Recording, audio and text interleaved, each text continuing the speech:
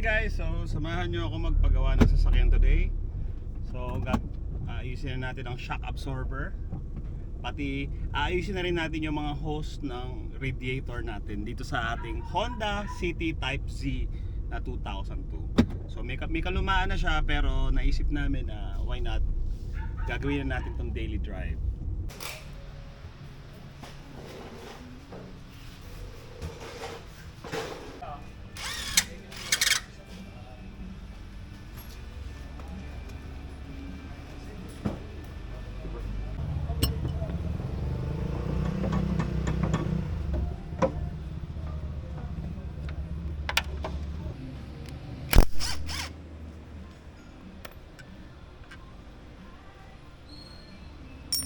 Wala namang kanto, no?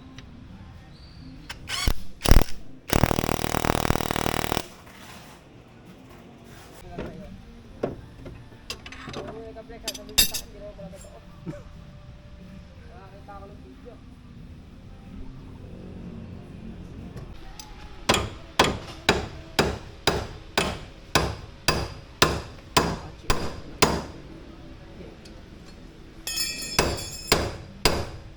Yan, so kinakabit na yung mga hose natin. Hanggang na yung mga dyan. Ayan, ginagawa yung shock. Ito na ginagawa yung hose natin.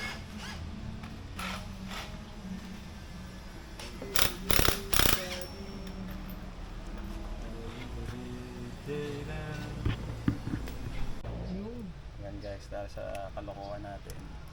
Dahil sa kagustuhan mo. Wow! Kahit kayo nagsabi maganda color blue. Yes, binili mo kasi. Red ang gusto ko eh. Parang doktor na to oh. Uy, madumi na isang pangos. Ano kasi kinakain eh. Ayan, nakabit na to. Ito palang una nakakabit, no? Meron na isa. Ah, ito pala, meron na tong isa. Dalawa na. Dalawa na. Mga bash na ito. Ayan, sorry. Ba't yung kaisa eh, dalawa lang ito. Ikaw pala mababash, hindi ako.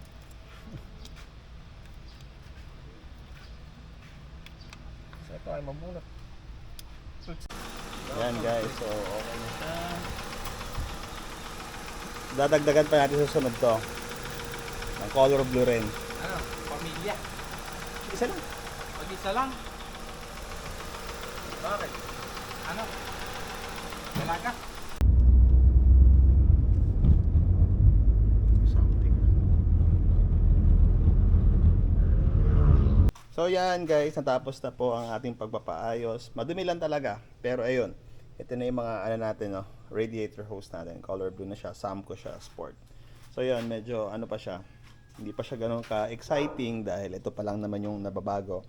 So hopefully baka itong high tension wire, yun yung una na, next natin papagawa. And then papakita ko rin sa inyo yung shocks natin. So napalitan na yung shocks natin. So hindi masyadong kita, pero bago na yan. Yan. Nitrotech na shocks na yan. So yun. Yun yung first improvements na gagawin natin, pero darating yung time na magbabago talaga lahat yan. Ayusin natin yan. So thank you so much.